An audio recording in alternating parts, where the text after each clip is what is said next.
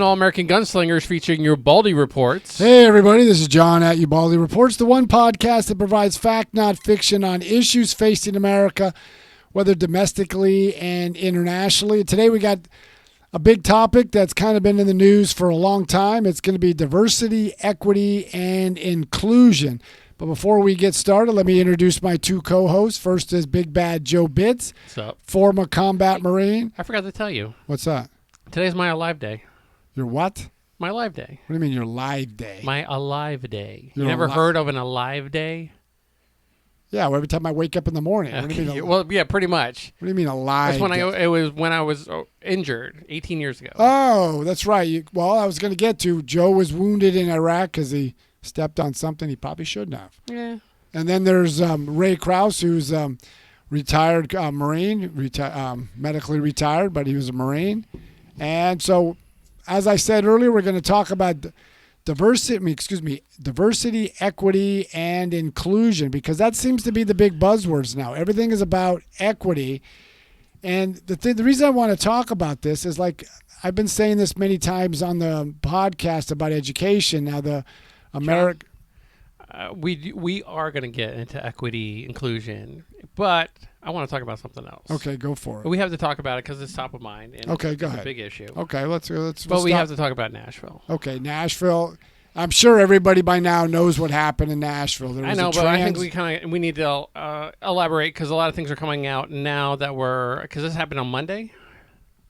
Tuesday. Oh, today's Wednesday. Yeah, it happened Monday. Okay, so I mean, first of all, I want to say kudos to the law enforcement. Oh my gosh, they did an amazing job. Did you see the video? Was amazing. Where I mean, the guy had to have been like he was a Marine. He was a Marine. Okay, that's because he verified. had that command voice. Yeah, I was getting goosebumps. I was getting goosebumps just watching this. It's what you want. It's what you want. Oh, He's yeah. like, because what happened is he went up there and whoever the administrator of the school was just like, all right, all the classrooms are locked down. We're missing 2 kids, and he's like, okay, I'm ready to go. All right, They give gave me him 4. the keys, and they just went nuts. But he was like rifle in Yeah. first, rifle in first, rifle in first. And- every doorway. And the thing is, he was like, we're stacking up on the door. He goes, I need 4. I need 4. I need 4. He goes, I Yeah. need 3. I need 2. I need 1 more. Yep. I need 1 more. And as soon as 1, all right, we're going. And it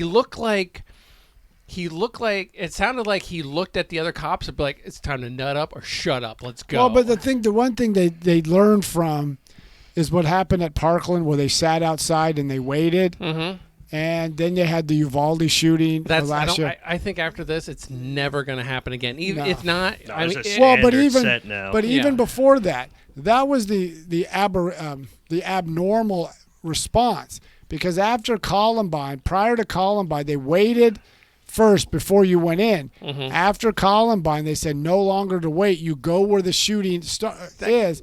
But then, for some reason, the police officers, sheriffs, or whoever, and I haven't seen the full report, but they waited before they went in. And that was the same thing in the Uvalde, Texas shooting. They waited, and you see the videos when one deputy or one officer has plenty of time to go get Purell or hand sanitizer. I mean, come on. I think after Uvalde and now that Nashville happened, and yes, a tragedy because 2 children did lose their lives, but I think they kind of set the precedent, and I think people maybe in the back of their head or what's going on is, hey, cops themselves, because I don't think cops, they got a bad name from Uvalde.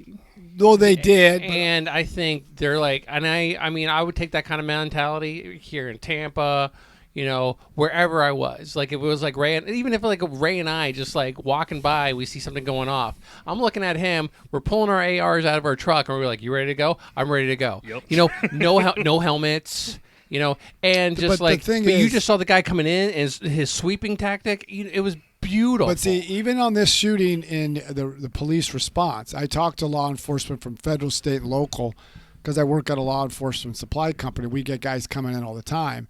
And they're always looking at after-action reports from Uvalde, Parkland, other shootings that went really well. Even this shooting, you also want to look at the actions of the police officers. And they're going to look at it again, and just for training purposes, they're also going to look at their after-action report, maybe what could we have done different? And you always want to, it's not second guess yourself. Mm-hmm. You just want to go back, take a 1,000 point view and look at what could we have done differently. But they reacted very well. The school did a phenomenal job by passing them the keys. Here's go. They gave them the best information. It's over here. They're on this floor. So by giving that information right away, now there's also the school did everything they could. The only way the assailant could have gotten into school, and you saw it, is that she shot through the windows. Or I'm sorry, they shot through the windows, or whatever we want to identify them as. She shot through the window. I'm not playing. And this goes to our diversity, equity, inclusion. Yeah. She's a she. Go from there. Now, this goes to Ray. I was on my radio show this morning, and we talked about, we didn't get into all in on the gun control. The one thing that I did say is we were talking about guns and how you get them, and I said, listen, here in Florida, I work at a gun store, law enforcement, but we also sell to civilians. Not a cop. Not a cop. But we also sell to civilians. And what I said is you cannot get a gun, firearm, whether rifle or pistol, in Florida without going through the background check. The only way you can take a firearm out of the store the very day that you come in to buy it is you have to have a concealed carry permit. Even law enforcement, without the concealed carry permit, they cannot take that weapon out unless they have a letter from their department stipulate everything that normally would go, but they still have to do a background check. Now, the question I would have for Ray was brought up. They always bring out, you can go into a gun show and you get a weapon and you could walk out. They still do background checks at gun shows, right? They do background checks, yes, but what they're talking about is down here in Florida, we have the right to a private sale. So what can happen is you can go to a gun show and somebody who's got a rifle or firearm, you can do a private sale right then and there. Now, I heavily advise you get a background check done as a third party. But you have the right to not do a background check and do a private sale between the two and hope that, that gun's got nothing on it. The individual selling's got nothing on it, because if something were to happen, even like a friend of mine, he gifted me a firearm. I know the guy now, like Joe. I got gifted a firearm myself. I sold a firearm to Joe, but I know Joe. If it was somebody I didn't know, I'm at very least getting their information of their address, their serial, their driver's license. I'm getting something. You want to tell them what I bought it for, or how much what I bought it for? I sold Joe a Kimber Custom 2. But what did what was the transaction? I bought you. Oh yeah. Joe bought me brand new tires because I needed tires for my truck. So thank you, Joe. You traded a gun for 4 tires? Yeah. Hey, I told dying. In my defense, I told him, John, at any moment, when you want to buy this gun back, you can get it back. You can get it back. But just remember this. Experience, man. I know, but just remember this. Throw this out. The weapon was in really good condition. Oh, it's great condition. Oh, yeah. It was clean. It was everything. Had the box and everything. But the other issue that I brought up, we know where certain people of the segment of the country is going, especially political leaders. The thing that I brought up on the show is mental illness. Now, everybody focuses on mental illness. Now, right now, there was a little bit debate between Martha McCallum on Fox News and Brian Kilmeade. Obviously, Brian Kilmeade was on one side of the island. Martha McCallum was kind of saying, well, listen, we keep going through this. But what I brought up on mental health is in California, as an example, back in 2002, under then I think it was Senate Majority Leader Darrell Steinberg, he was now the mayor of Sacramento. He passed a bill and it got signed that they would tax the top 1%. I think it was like 1.5% or something like that. Of whatever they make would go to mental health issue. Well, they're having a problem identifying where does some of the money go. Now, remember, in New York City, where the former Mayor de Blasio, his wife was in charge of mental health in his city, and she was asked by a city council member, can you tell us what you did with the $800 million? And she can't. So the question, when everybody talks mental illness, my question is, where is the funding going? Now, we had an individual in my church who had severe mental health issues, and the police got involved because he made a comment that someone in the church likes him. So there was this issue. So I said, why don't you have him condemned? And they couldn't, because of the fact that you have to wait until something happens before he can be committed. Mm-hmm. So there's all these rules. So we have to really look at the mental health. Now, and I don't care what anybody says on this. We know this was a transgender individual, went from a female transitioning to a male. I mean, and I'm sure we're going to get ramifications when I say this. To me, that person has some type of mental illness. I mean, I think that goes with a mental or trauma. I mean, just or trauma growing up in a family that is trying to deny how she feels. So, I mean, I can definitely get on that. There's something that we need to look at, and we also have to look at, like, here's an example. I was talking at work.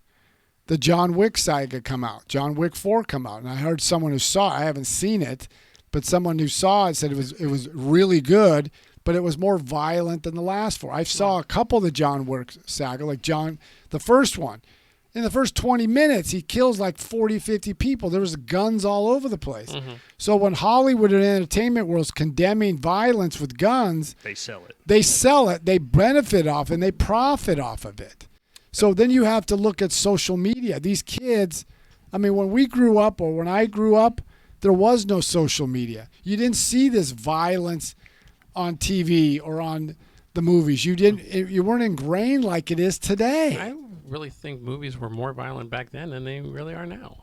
Not like that. The gore's gotten a little bit more intense. Yeah, because of computers. But they classify that as a horror, though. I mean, but you didn't. When you turned on the TV, you didn't see that. When you went to the movies, they were stipulated. It was R, PG, and G, and then they added PG-13. Yeah. Just so it wasn't like an R, but it was not PG, just so they can get some of that stuff. You get used to see boobs in PG. But the other point is, then you also had the family unit was stronger. When I was a kid, you go to high school, bring your truck.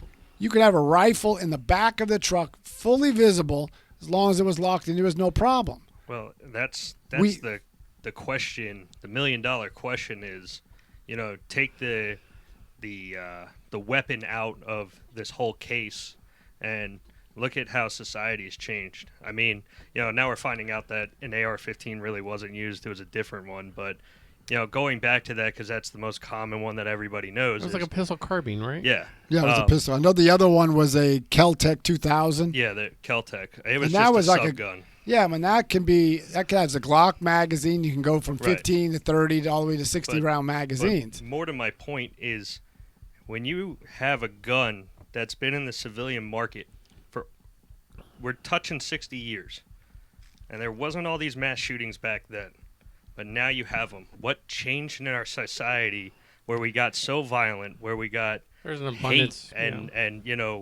all this stuff is just building up? It's like, it's sad that our kids can't go to school. I mean, and just finish an 8-hour day. And I was watching something on the news, and they're talking about we need to, harden our schools. We need to put some. And I'm just thinking, like, how did we get to this point? Right. Where you have to have armed guards at schools. Now, take the shooter. She was 28 years old. She went to this school 15 years prior because you figured it went up to 6th grade. Can we just pause just 1 second? Read the questions before you finish it. Oh. By Beach Baby. Beach Baby. And we have your answer. Is there any truth to the claim that the shooter scouted a different school, but it was too secure? Now, I heard that, and that's been repeated. They still haven't got information. They just said another location. They hadn't said it was a school. And they said that her manifesto was saying was giving details about this school and the security. Now, they haven't. Like I'm just going by this morning. As of this morning, they haven't released the manifesto, and I haven't seen anything all day that they said that. I don't know if that was accurate or not. And I would think someone going to the school would have be more than likely to target their own school. But also the fact that she's 28, 28. and she hadn't been at school and God Like knows how long. 15 years. I mean, like 11 years. So you graduate, let's see, sixth grade is what you've got. How old is your son? 13, So what grade? 7th. So back up a couple years. So I went back 10. Yeah. So she's 28. So you're talking, I mean, almost 15 years, I guess. If my math is right. And I'm dyslexic, so I'm just saying. There was. I mean, we should go on to our next topic, but real quick is majority of the school shootings done by a person that went to that school. I mean, stemming from Parkland up to now.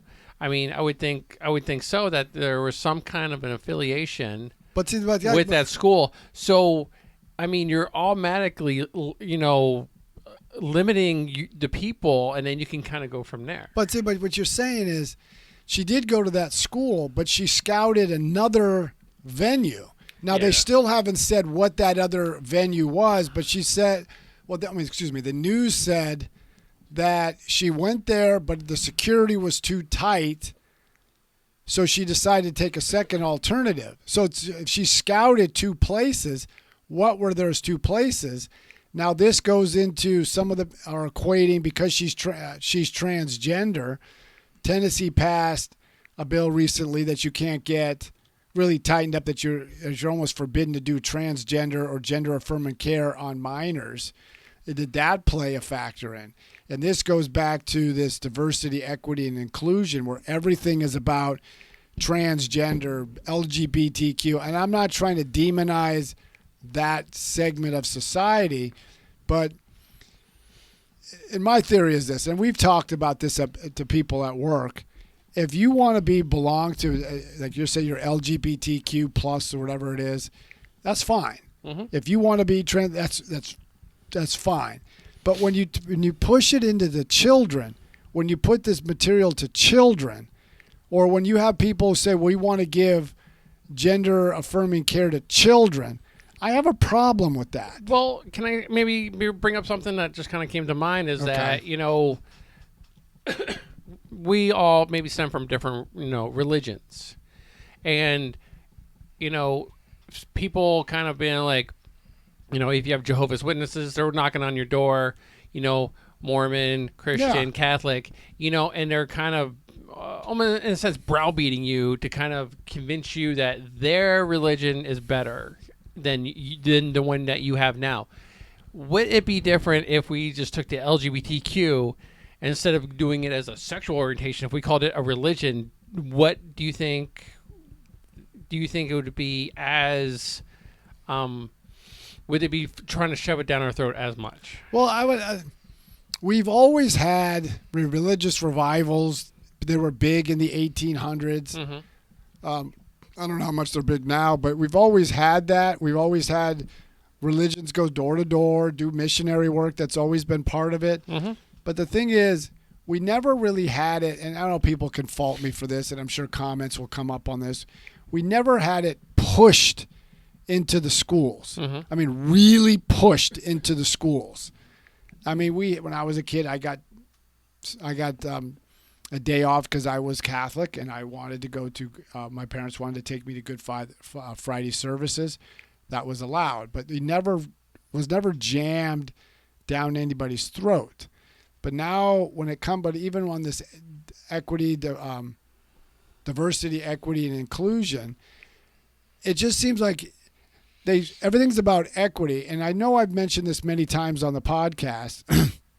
You look at the schools, and everything's about race. Everything's about race. It's just like the incident they had at Stanford Law School, where you had the Federalist Society, which typically is a conservative society, invited this federal judge to speak. Well, they were shouted down by many of the law school students. You even had the dean of diversity, equity, and inclusion come on, and she was browbeating the speaker. Now, you may disagree with the speaker. Now, this coming from a law school, you're supposed to debate the idea. You debate the topic, the merits, the subject matter. That's how you learn. I learned from there's one guy at work who's a little bit more moderate to liberal than me. I learn a lot from him. We have our discussions. We don't get into arguments because I see where he's coming from. And the reason I like to debate somebody or discuss it from somebody, maybe I haven't fully researched my argument or I didn't see that point of view. So I need to go back. And many times I do, like you guys. Mm-hmm. If you say something, I got to go back and maybe I didn't research it fully. But that's what we should be about. But what they did is they browbeated this and they shut it down, and they do it under the guise of free speech. Shouting down someone else is not free speech, and the courts have ruled that way as well. Yeah. But it just seems like everything is about equity and diversity and inclusion. Would it be more, I would say, would it have benefited them more if they didn't kind of come at us and be like, you have to accept this? Oh, and that's the point. You have to accept one side's point of view. I would think if they just let it happen, it would be, well, it would the be a best little bit more example positive than. Was in 2007. I spoke at Lowell High School in San Francisco. Mm-hmm. Tends to be liberal. They had a anti-war spokesman speak. So we said, well, why don't we get a shot? So I went down. We brought a bunch of Gold Star parents. They made their speech, but they didn't really have knowledge on the geopolitics. So I got up there and speak. I said, listen, I'll tell you who I am. I got 10 seconds. This is who I am. I'll open it up to the questions to the audience. I'll keep my answers short. I may not have convinced anybody, Mm-hmm. but I had people come up to me. I may not have agreed, but it got people thinking. That's all we're supposed to do. But when you shut someone down, especially when they do it over race, and when they talk about equity, look at these schools. Like I just read an article by Jason Riley. He's an African American, just so I put that in context, from the Wall Street Journal, and he's a fellow at the Manhattan Institute. He came from inner city Buffalo. He mentioned the mayoral race in Chicago. 80% of the students, I mean, think about this. 80% of the students in Chicago can't read or do math to grade level. 75% of them are African American. So in that city, about 70% of black and Hispanic kids are deficient at grade level in math and English. But they're all about equity, and many schools like San Francisco, Los Angeles, California, Oregon, New York, Chicago, Illinois, and cities and states, the way to address the equitable disadvantage these kids have, let's drop the standards. How does that make sense?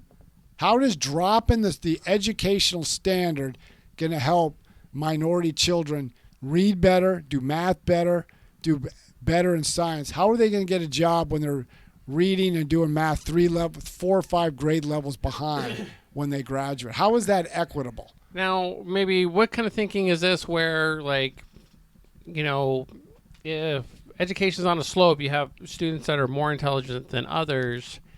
Is there maybe a way to segment it and put them in certain areas where they might excel? Like maybe this person that's not doing so well or it's at the bottom of the grade, instead of we'll keep everything the same, but just go, maybe you'll be better at construction, or maybe you would be better at being a podcaster. But Joe, they're not doing that. Like Chicago. But could they, or should they? They should. Okay. They should do that.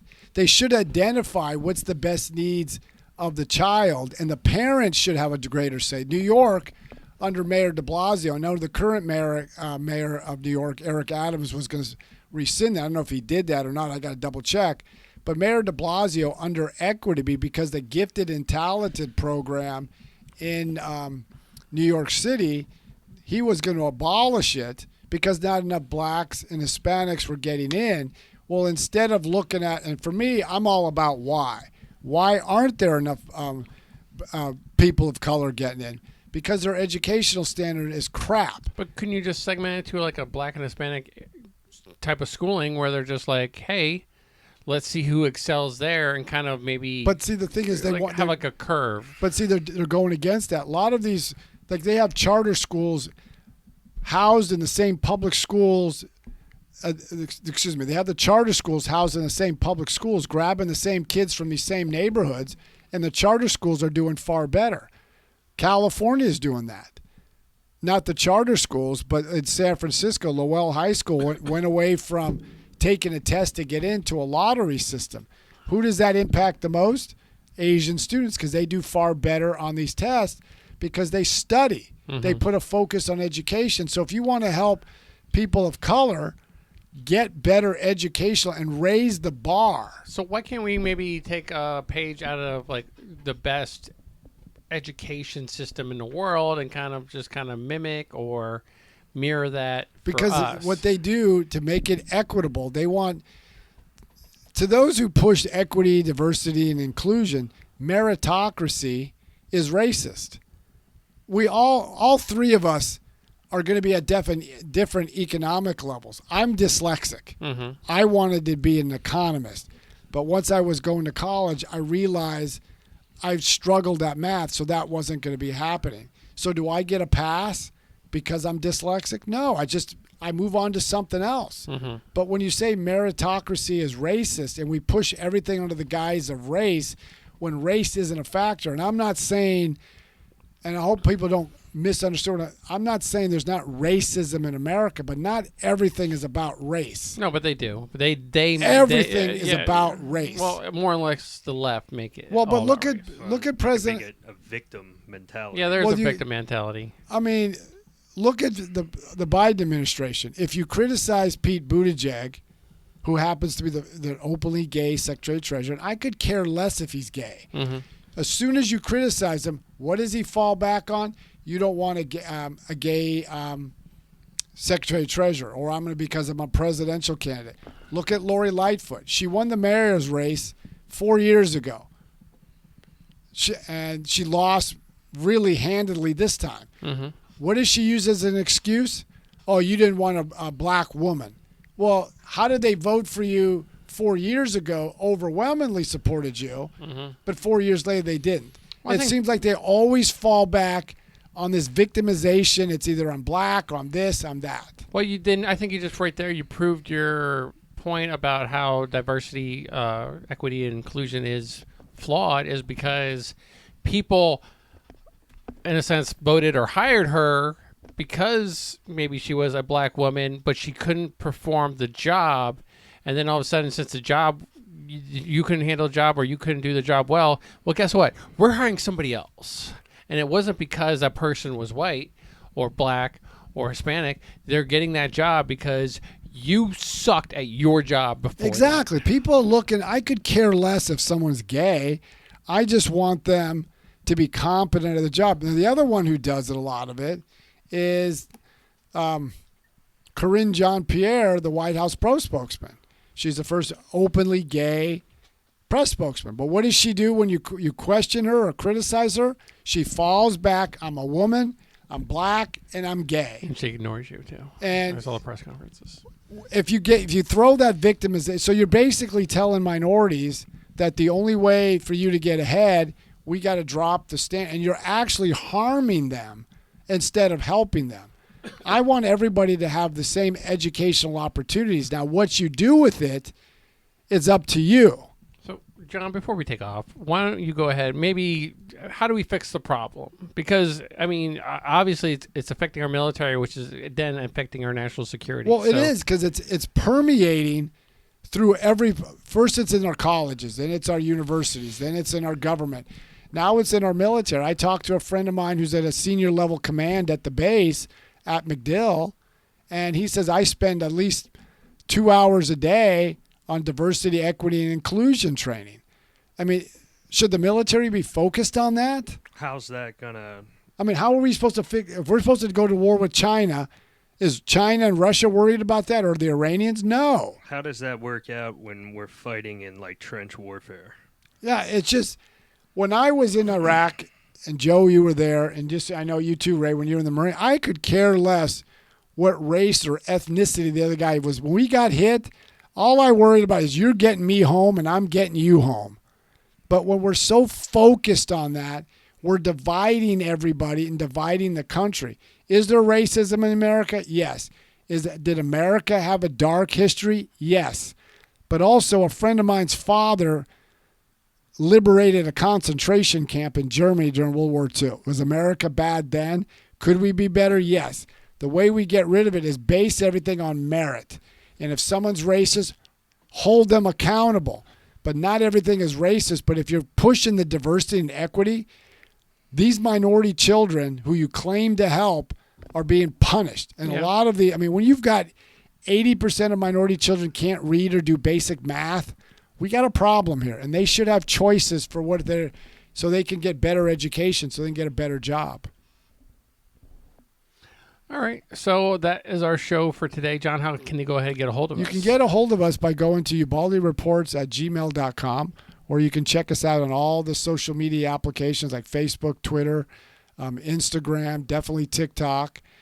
Check us out on all our streaming services. If you missed this show, you're just finding out now, you can check us out because we'll post it at all the different podcast streaming sites. So every Wednesday at 7:30 Eastern Standard Time, we do podcasts. We're trying to get some prominent individuals. I'm working with the Hoover Institution to get H.R. McMaster's on the show, so then you'll be able to ask General McMaster, who was Trump's former national security advisor, on some of the issues facing, like the war in Ukraine or why we're involved in the Middle East and some other areas. So, but also I want to introduce Joe and Ray, and they have a podcast that's American Gunslingers. That's a little bit more edgier than this.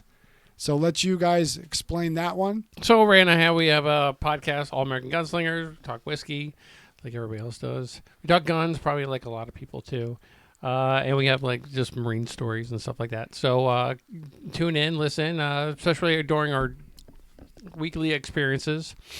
And you can get us, and you can see us about 7:38 on TikTok when we do a live and when we podcast. So allamericangunslingers@gmail.com is how you can get a hold of us. Until next time, till next Wednesday at 7:30 Eastern Standard Time, keep following Ubaldi Reports. Till next time, keep following Ubaldi Reports.